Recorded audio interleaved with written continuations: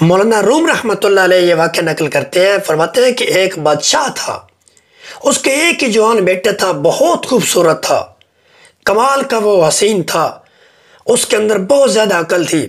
بادشاہ نے اس کے رشتے کے لیے کوشش کرنی شروع کر دی۔ بادشاہ تلاش کرنے لگا مجھے کوئی دیندار رشتہ مل جائے۔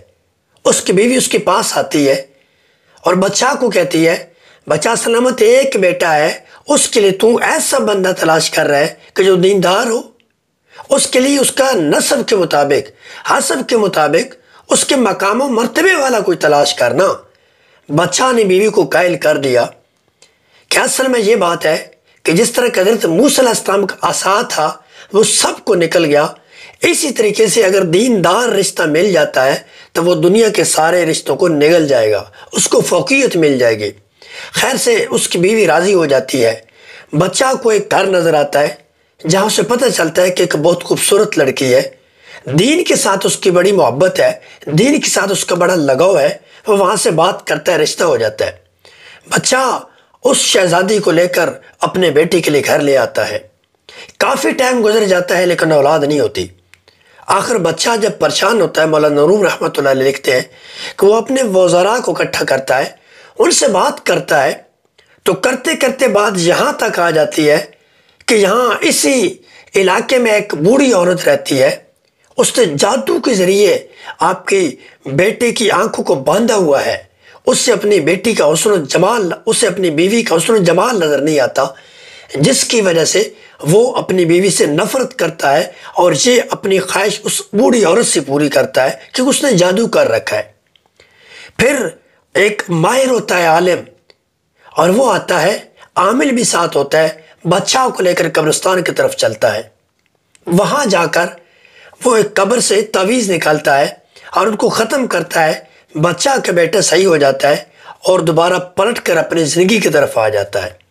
جب پہلی دفعہ وہ اپنی بیوی کو دیکھتا ہے، حیران ہو جاتا ہے، کتنی خوبصورت بیوی ہے۔ آہستہ آہستہ اس حسن کے ساتھ اس کا جی لگ جاتا ہے اور زندگی گزارنا شروع کر دیتا ہے۔ لیکن اصل بات جو مولانا روم رحمۃ اللہ علیہ سمجھانا چاہتے ہیں، وہ کہتے ہیں اصل بات یہ ہے کہ جس طریقے سے ایک بوڑھی عورت نے حسن کے اندر اس کو منہمک کر دیا تھا، حالانکہ اس کی اصل اس کی بیوی تھی، وہ حسین تھی، لیکن بوڑھی عورت نے جادو کی زور سے اسے اپنی طرف کھینچ لیا تھا۔ اب اسے اپنی بیوی کا حسن نظر نہیں آتا بلکہ اس بوڑھی عورت کی طرف جھکا ہوا تھا۔ اب فرماتے ہیں اسی طرح ہم سارے دنیا کے اندر مستغرق ہیں، یہ دنیا اس بوڑھی عورت کی طرح ہے، اس نے ہمیں اپنی طرف کھینچ لیا ہے، ہماری آنکھوں پہ جادو کر کے اور ہمیں اپنی طرف کھینچ کر رکھا ہوا ہے، اپنی رنگینیاں دکھا رہی ہے، اور ہم سب اصل حسن جو میرے مالک کا تھا اس کو چھوڑ کر ہم دنیا کے اندر جھکے ہوئے ہیں۔ اب فرماتے ہیں جس دن تو اپنے مالک کا حسن دیکھ لے گا، اس بوڑھی ذلیل دنیا کو، عورت کو تو چھوڑ دے گا، اور تو مالک کی طرف جب پلٹے گا تب تجھے پتہ چلے گا کہ میں نے زندگی گزاری کہاں ہے، اصل تو حسن یہاں پہ پڑا ہوا ہے، اصل سکون تو یہاں پہ پڑا ہوا ہے۔ آج مجھے آپ کو دیکھنا چاہیے ہم اس دنیا کے اندر کتنے مستغرق ہیں، اس دنیا کے اندر کتنے غرق ہو چکے ہیں، ہماری زندگی ہے کتنی۔ بلکہ حضور کے صحابہ تو کہتے تھے کہ مالک یہ دنیا کے عیش کیا ہے، اصل عیش تو وہ ہے جو آخرت کی ملے گی، اصل سکون تو وہ ہے جو آخرت کا ملے گا، اصل زندگی وہ ہوگی جو ہمیں آخرت کی ملے گی۔ آج ہم کس طرف جا رہے ہیں، ہم کیا کر رہے ہیں؟